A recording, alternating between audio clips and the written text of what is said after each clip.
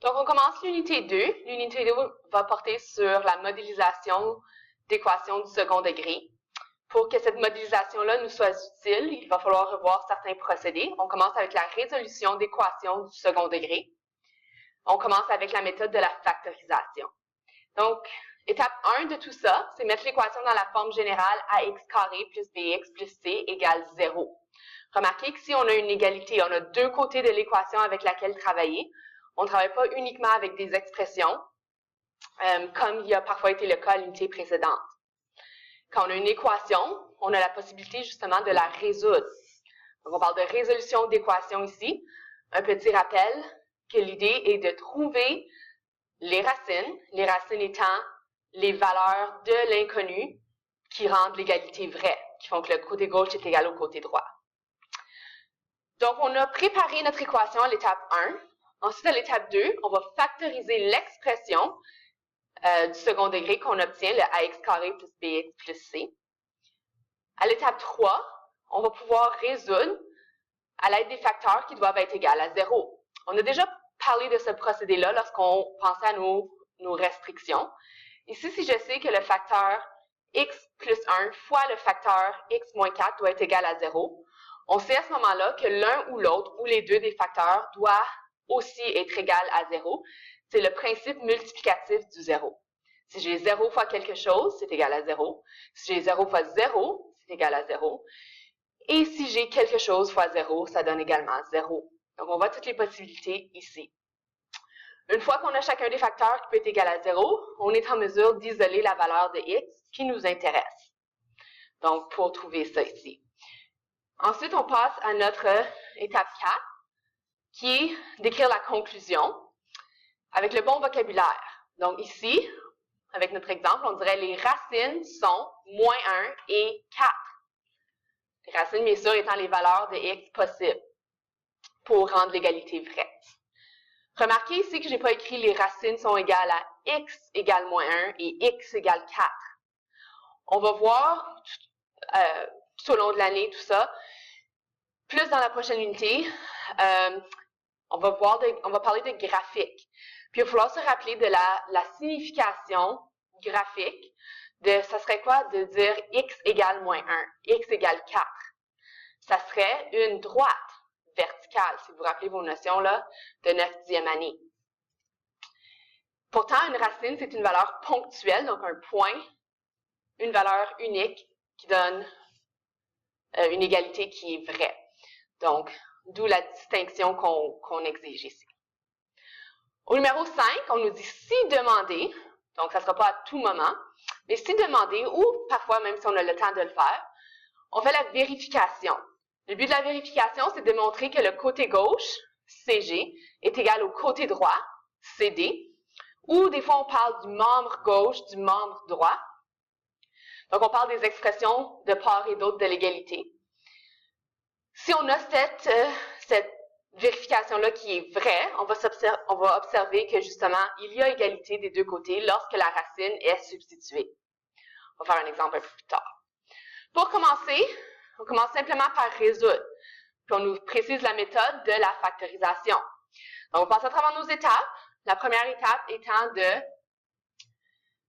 bâtir notre équation dans la forme générale x carré moins 7x moins 18 ici égale 0. J'ai enlevé mon plus 18 en faisant moins 18 de chaque côté. Donc, j'ai la forme qui m'intéresse. Ensuite, je vais passer à travers mon algorithme de factorisation avec l'expression qui me reste du côté gauche. Donc, j'ai pas de PGFC, j'ai un trinôme. C'est pas un trinôme carré parfait, donc je vais y aller avec somme produit. J'ai un produit de moins 18 et une somme de moins 7.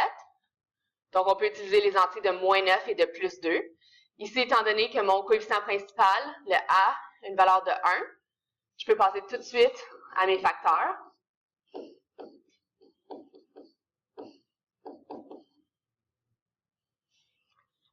J'ai fini ma factorisation. Maintenant, je vais passer à la résolution avec le principe multiplicatif du 0.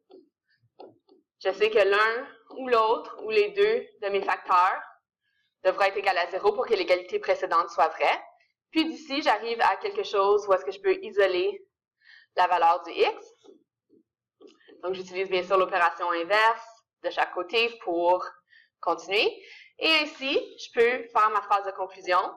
Donc, les racines sont 9 et moins 2.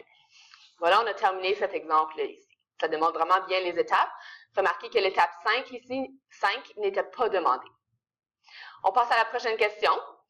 Avant qu'on commence, je vais vous faire remarquer une erreur qui est souvent faite, qu'il faut vraiment éviter.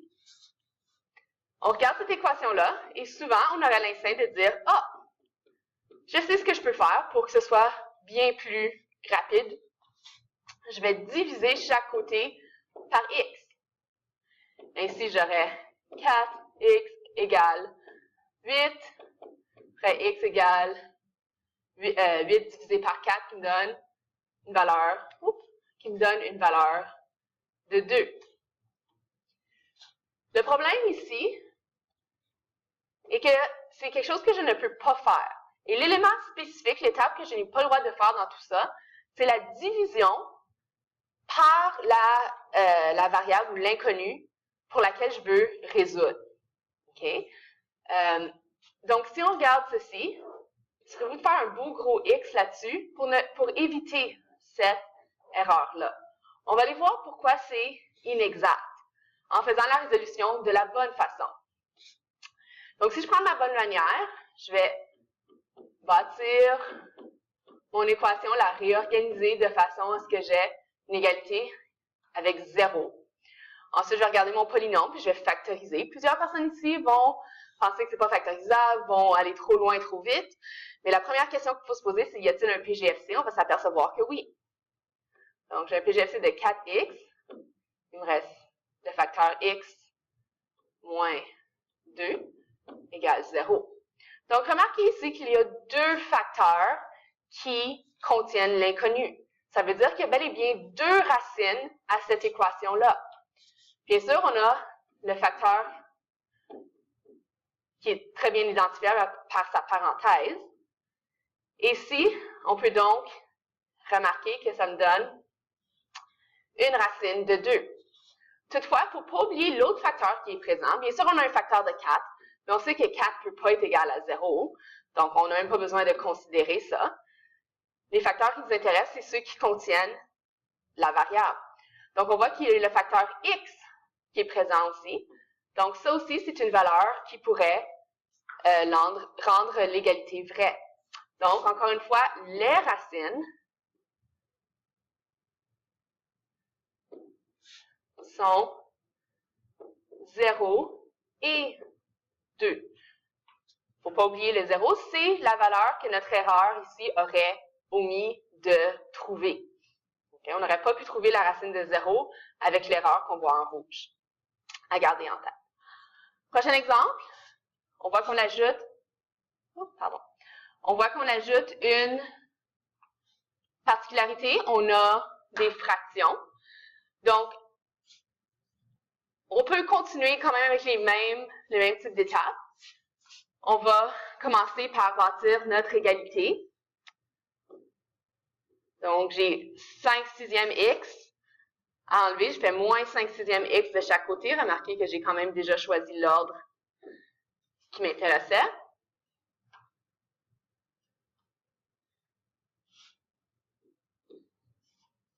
Maintenant, en théorie, ça serait factorisable comme ceci. Je pourrais chercher un produit de moins 2/3 et une somme de moins 5/6.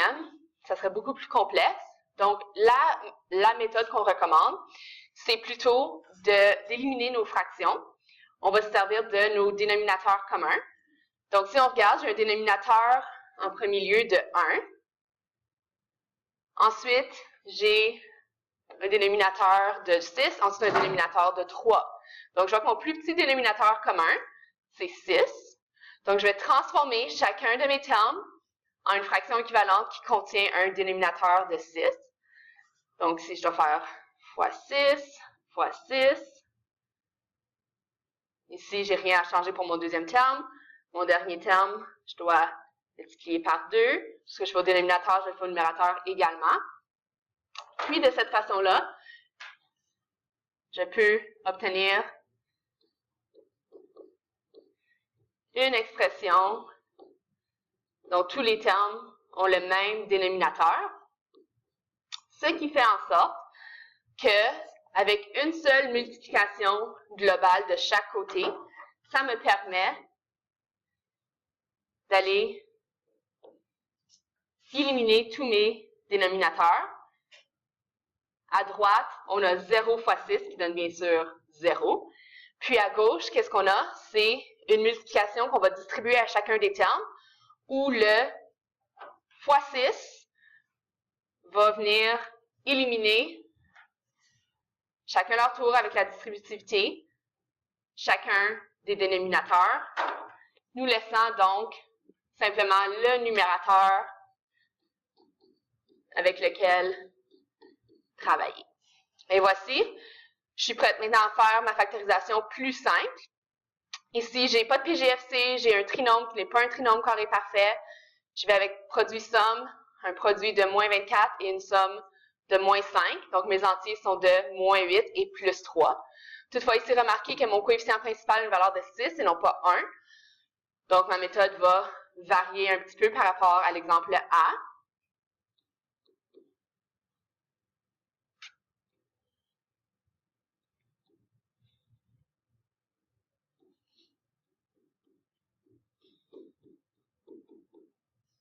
Si je regarde PGFC entre les premiers deux termes, parce qu'on continue par regroupement, j'ai 2x en commun, je complète. Si je regarde mes deux prochains termes, il faut également que je fasse une factorisation par regroupement. Toutefois, le seul facteur que je peux avoir en commun ici, c'est 1. N'oubliez pas que c'est une possibilité.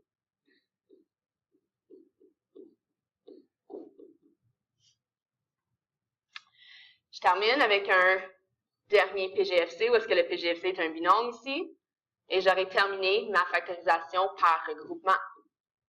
Il me restait de cette méthode-là. Je vais devoir descendre la prochaine fois. Je n'ai pas terminé ma résolution, toutefois, il faut vraiment bien comprendre la distinction entre juste factoriser et utiliser la factorisation pour résoudre. Ici, à cause de mon égalité avec 0, je peux affirmer que chacun de mes facteurs pourrait être égal à 0. Puis, à partir d'ici, étape par étape, je peux venir isoler mes x pour trouver quelles seraient mes racines.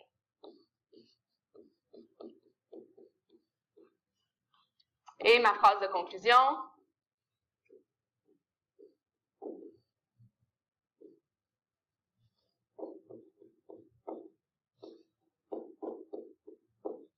Et voilà. Il me reste un exemple ici, puis l'exemple de résolution. Exemple de résolution D, est là pour une raison très spécifique. Je veux que vous remarquiez que, à gauche de mon égalité, j'ai une forme déjà factorisée. Okay?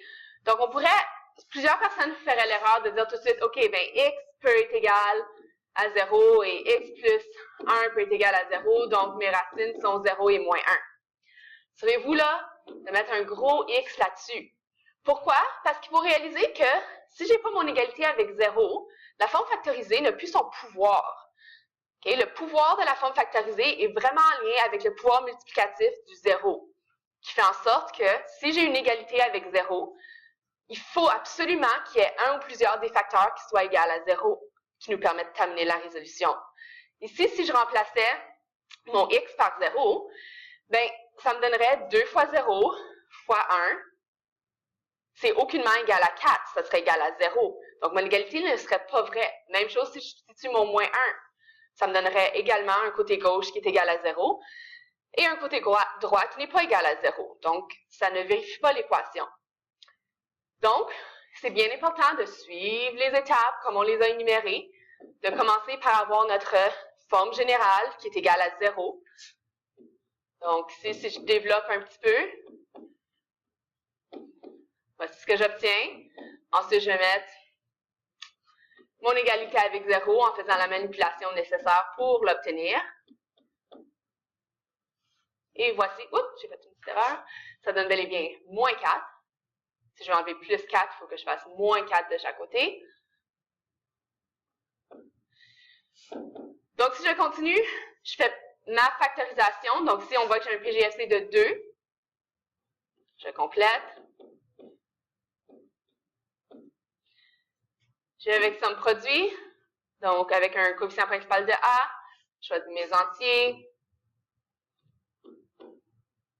Plus 2, moins 1.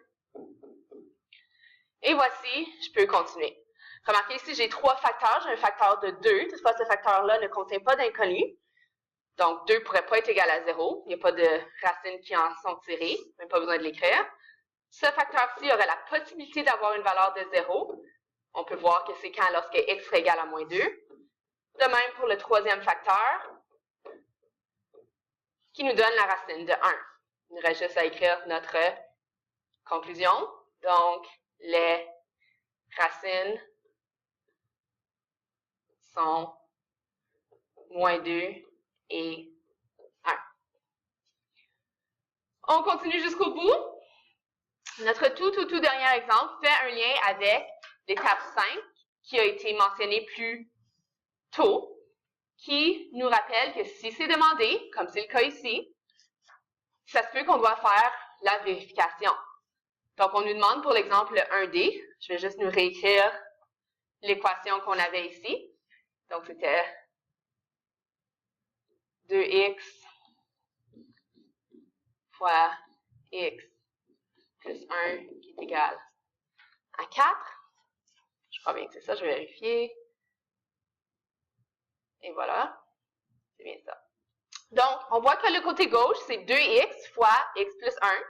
Le côté droit, c'est 4. On peut utiliser côté droit, côté gauche ou membre droite, membre gauche.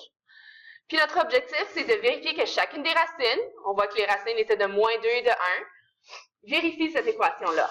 Donc, si je regarde mon côté gauche, c'est égal à 2x fois x plus 1. Puis mon côté droit, qui est égal à 4. Je vais commencer par vérifier ma première racine, qui avait une valeur de moins 2. Donc, si je substitue ma valeur de moins 2 à chaque endroit où est-ce que j'ai mon x,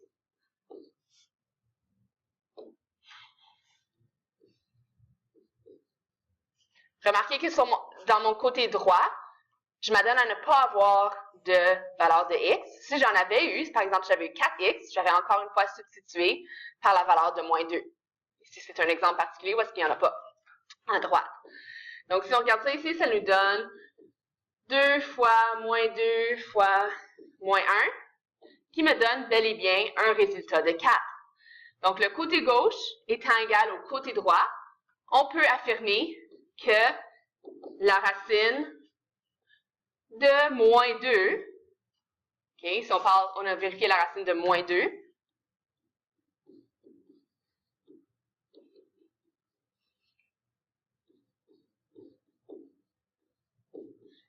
est vérifiée,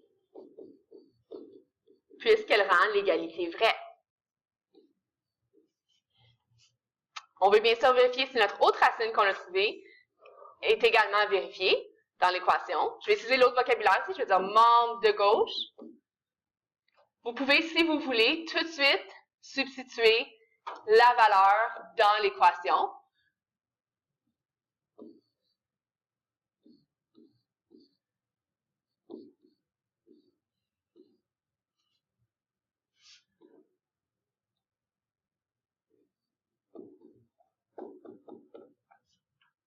Donc, je vais substituer la valeur. Mon autre valeur était une racine. Si on se rappelle bien, on avait obtenu une autre racine de 1. Donc, c'est ce que je vais substituer ici. Puis, on va s'apercevoir que ça nous donne bel et bien le résultat qui rend le membre gauche égal au membre droit. Donc, la racine de 1 est vérifiée. Et voilà ce qui réexplique, nous rappelle comment on résout une équation de second degré à l'aide de la factorisation.